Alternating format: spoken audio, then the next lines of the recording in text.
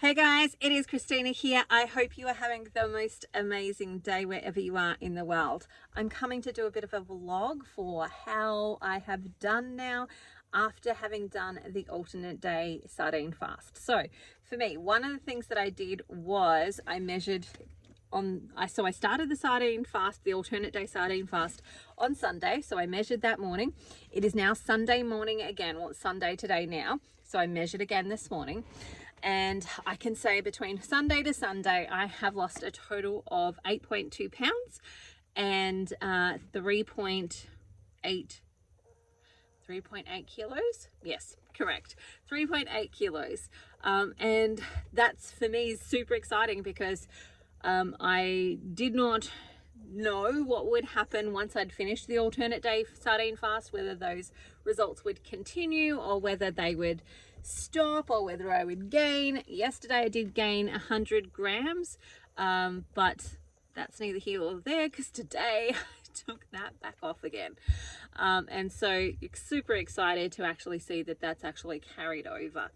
Now, it's been 2 days of normal carnivore eating since then, and my ketones are still higher than what they are normally. So this morning they were 0.6, so it's not nutritional ketosis. I'm not yet in that pocket of sweetness of like nutritional ketosis.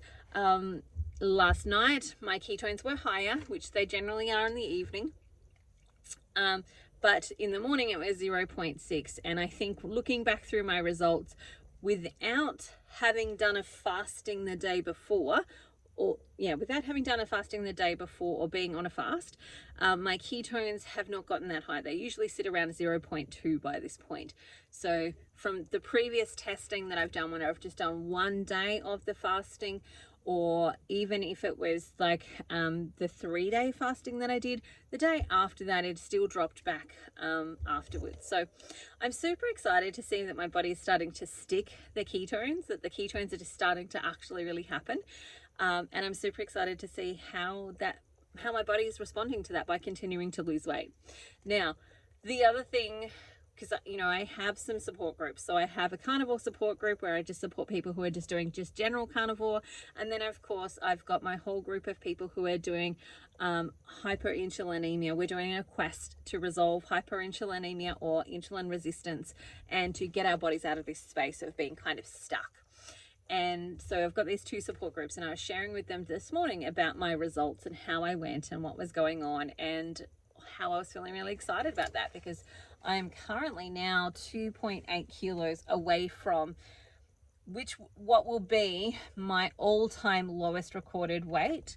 So I'm currently my lowest recorded weight since things like coming off of life support. But once I get this next 2.8 kilos off, I will weigh less than I did when I came home from being on life support with my baby. And so I'm super excited about that. There's also some stuff, like when I said that to my group this morning, I was like, ooh,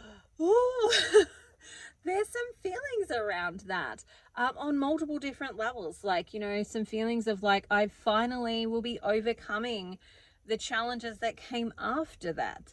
Like the challenges of all of the stuff, all of the garbage. Like I was sharing in a keto group that I'm in the other day about my actual journey and what actually happened for me with, Marcella's birth and being on life support and all of that type of stuff, and the long recovery, and how I lost a baby, and how, afterwards I was very suicidal in many ways. And I was thinking about it from a long-term perspective of like, well, I will just give myself a chronic illness and die from the chronic illness, because nobody blames the person who died from cancer from dying from cancer.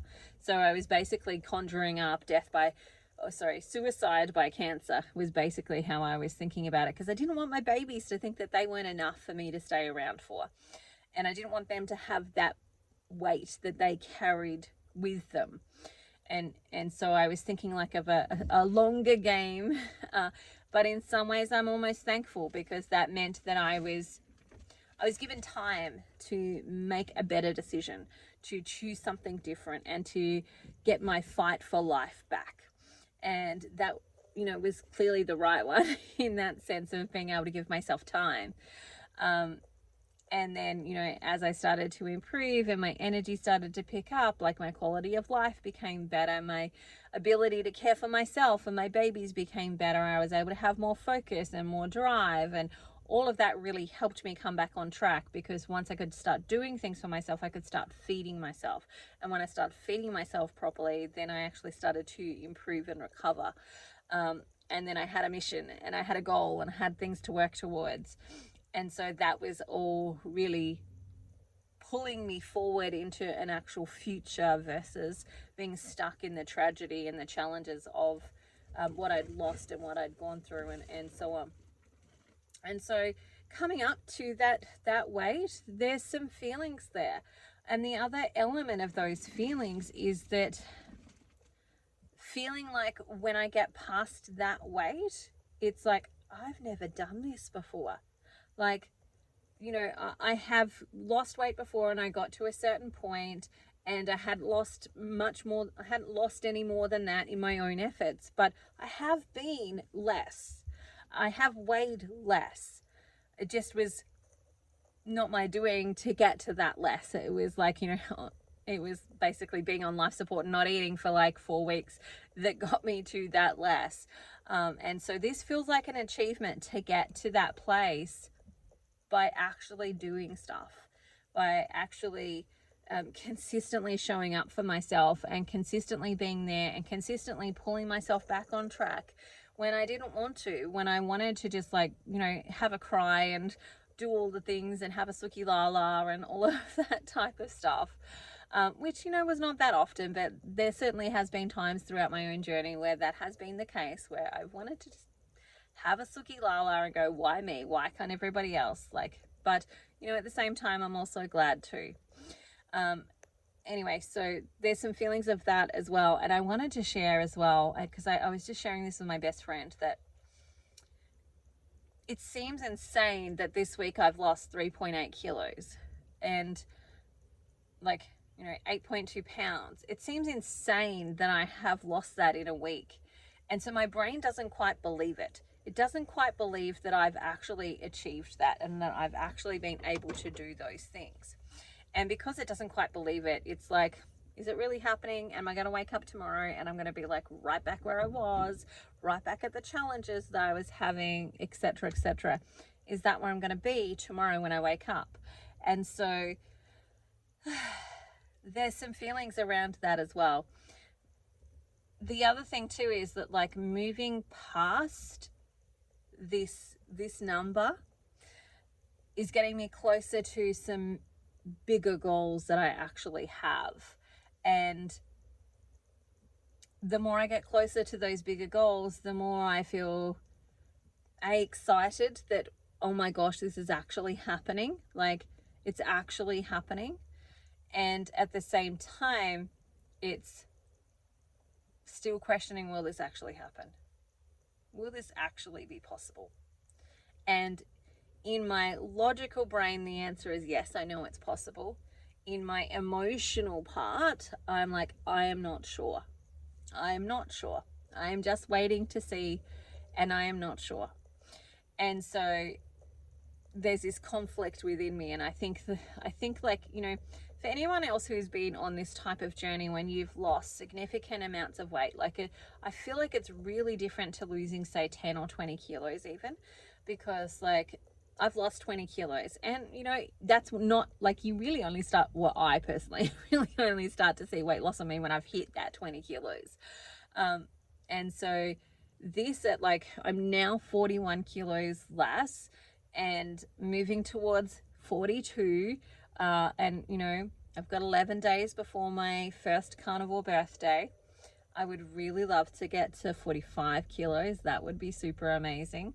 But I'm not sure that I will get there. I'm not putting the pressure on me that I have to do that in the next, you know, 11 days. I'm not putting that pressure on me.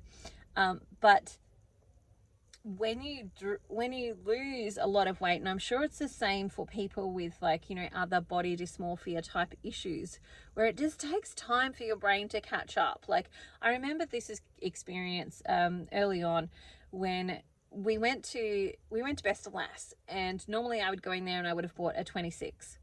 And I went in there and I went, you know, I know the 26 is probably not going to fit me. It's probably too big now. And so I picked the 24. And so I picked the 24 and I went and tried that on. And it was so funny because in my head I was like, oh, maybe it's just me that my body doesn't fit these types of dresses, because it was a really pretty dress. I really liked it. But it just like would always fall off my shoulders. It was falling off my shoulders. And it was a 24. And I just went, you know what? Why don't I just try the 22? Like, why don't I just give it a try? So I got the 22 and lo and behold, it didn't fall off my shoulders. It actually fit. It was like the right size for me at that point in time. And interestingly, I brought that dress, but interestingly, as I was going out, there was another shirt there that was like one that I've always really wanted to have. Like, it's a style that I really like.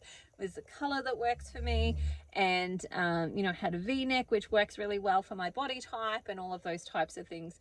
And so I'm like, I'm just gonna buy that one. And instead of getting the 22, I didn't trust myself, and I got the 24. And I went and put the 24 on, and it was too big.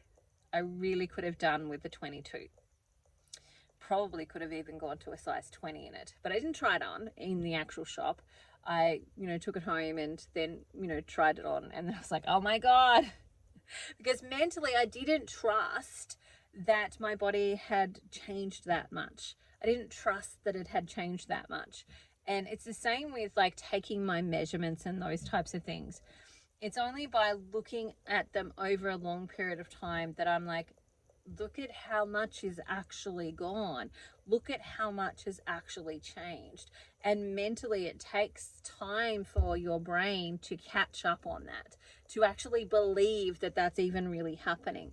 And so that's been an interesting thing, because, you know, I talk about it from the perspective of, you know, there are a lot of people out there in manifestation worlds that talk about visualize the thing that you want. And I always struggled with the visualizing of something without actually experiencing it or going there. Actually really struggled with it. And so the way that I kind of got over that in regards to purchasing things or calling things into my life was to hire it. I might rent an Airbnb, for example, on the beach, or I rent it. Actually, I'll tell you the story. So this car that we currently have is a Hiace, and it's a nice version. We used to have a Hiace. This one is like, you know, much better, much better. And so 3 years ago, because it was 2020. In 2020, I had a really great year, and might have even been 2021. Actually, I think it was 2021. Had a really great year financially, and my goal was to buy a new van at some point. I didn't know how, I didn't know when, but that was my goal. And so what I did, I also wanted my kids to experience some things, like, you know, as a child in a large family without, like, you know, millions of dollar, like $1 million empire behind me. Most of my kids don't have that experience of just being able to go to, say, a restaurant and just ordering exactly what they want. Like, you know, usually when we go to a restaurant, it's not very often, and I'm going to give them a budget. I'm going to say, you can order what you want, but it needs to be less than this. So I budget maybe $10, $15, depending on where we're going, as to how much they can spend. Because you can imagine my bill with 9 people in our family, how much it is if it's $20 or $25 or $30. And so because that was my children's experience, I just wanted to take them away for a weekend where they got to stay in a really nice house, where they got to drive there in a really nice car, and we got to go to places and they could just order whatever they wanted without having to worry about any of it. And so that's what we did. I hired an Airbnb. We drove to the beach, a beach that we'd never been to before, beautiful view, etc. We hired an actual Hiace, which is very similar to the one that I now have. The only thing that I don't have in this one that I had in that one was Bluetooth. There's a bird on the other side of my window, pecking at my car. So I thought I was going to have to turn my windscreen wipers on to shoo it away. But So the only thing I don't have in this one is the Bluetooth, to be able to just like put an audiobook on for the kids while we're driving and that. But other than that, this is pretty much like almost exactly what we actually hired. And so there for me was like that manifestation of like breathing life into it. Now it came about in a very magical way for me. And I'm very, very thankful of how that happened. But that's been my experience of like when I've wanted something to happen in my life, or I've wanted to create something in my life, I've had to experience it at least a little bit before I could create it, before I could actually breathe it into life and make it happen. And so that for me is like where this mental game comes in with the visualization of like, just to visualize your ideal body. Well, I really struggle with that because I haven't seen it. I remember there's another guy, Gabriel somebody in the comments will probably drop it there, but Gabriel he's got the Gabriel method. So I can't think of what his last name is, but it's the Gabriel method where he lost the bulk of his weight by visualizing like a tiger chasing him. It didn't run. He just visualized really well that a tiger was chasing him. So his body went through the processes of what we do when a tiger is literally chasing us. But my visualization skills are not so great at conjuring up things.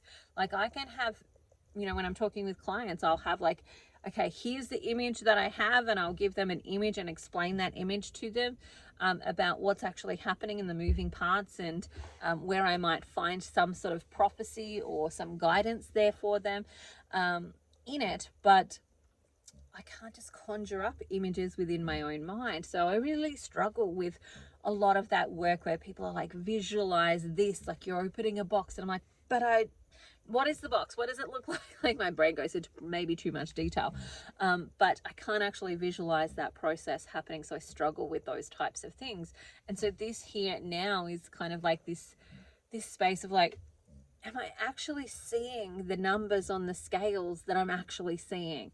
Am I like, it's so funny because the last 2 days, or last 3 days actually, in the morning, I weigh myself every morning. Pretty much, unless I can't because there's no solid ground to do that on. But every morning I weigh myself, and the last 3 days I've weighed myself twice. So I would get on, go, is that correct? Get off, let it reset, get on again. And it's only when it gives me 2 of the same readings that I'm like, that is correct. And so I've done that for the last 3 days. And each day I'm like, I'm really struggling to believe that that's what it says, because I haven't gone and like dropped a dress size, for example, in the sense that I've tried on clothes that, didn't fit me, but now fit me. I don't really have much of that in my suitcase, and haven't been to shops to try on clothes or anything like that. Maybe that's what I need to do. But I'm kind of also waiting until I hit this next little milestone, because it's like, for me, a big one. So that's where I'm at. This is a mental game. If you don't know that it's a mental game, it really is. I cannot stress that enough, that it is absolutely a mental game. And I say that from the perspective of somebody who has got a whole person to lose. Like, I've lost half a person, and, I've actually lost some of my patients, in the sense that, like, I have a client that's, 41 kilos. I've lost that. I've lost that whole person's body off of my body. Throughout this whole journey. And so there's still a long way to go. And I think that's also some of the things, like, there is some pushback for me in the natural health world, because, there are people that have only ever carried 10 extra kilos, that really haven't actually ever struggled, like proper struggled with, obesity and morbid obesity. Haven't really struggled with those things, so they don't understand them. And so they come in it with their knowledge and their experience of it as somebody who's only ever been like 10 kilos overweight, 15, 20 at max. But what I want to say to them is 4 times, or, for some of them, like, let's say somebody's lost 10 kilos. I've lost that 4 times extra, like 4 times more than you I've lost. And I've still got another 4 times more than that to go. And it's a long journey, it's a long haul, and it's a long process, which requires a vastly different mindset to somebody who can get there in 3 months, somebody who can get there in 6 months because they don't have that much to lose. Like, I'm nearly a year into this. I still have got a crap ton of weight to lose. And I, like, you know, in the back of my mind, there's this devil and this angel that's fighting there going, you can do it. We're going to do it. We're going to get there. And then the other one that's like going, no, you won't. You'll fall off at some point, and I'll be there to tell you that you won't do it. Like, you know, those little things are still sitting there in the background. Now, sometimes one is louder than the other, but they're still there in the background. And until I get to that place of creating the evidence that this is done, it's a challenge, and that's okay.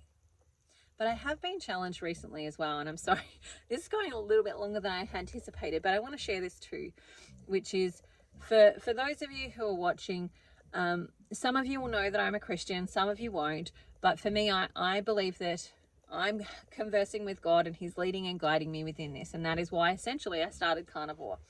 And so one of the things that I have been challenged about over the last couple of weeks is when I first started my business. I started that business with the intention of this will succeed. This will succeed. There is no if, buts, or maybe. Like, I had no shadow of a doubt whether this would succeed. No shadow of a doubt. The only thing I had to figure out when it came to my business was how. How is it going to work? What do I need to do? And how do I need to make it work? And so God has been challenging me quite recently on that process of, like, get into the vibe of not if, but how. Not if this will work, but how will it work? Where do I need to tweak and shape and change? What do I need to adapt? What do I need to do in order to be able to move my body through these different phases of healing? And it's not about if it's going to happen, it's about how. And I'm still kind of in that transitional mode of mentally getting myself into that space. But I will get there, so don't stress, I will get there. But I think when you've had such a long journey, like, for me to get to that place of life support weight, that's 10 years. Like, 10 years I've been battling at this point with this challenge in my life.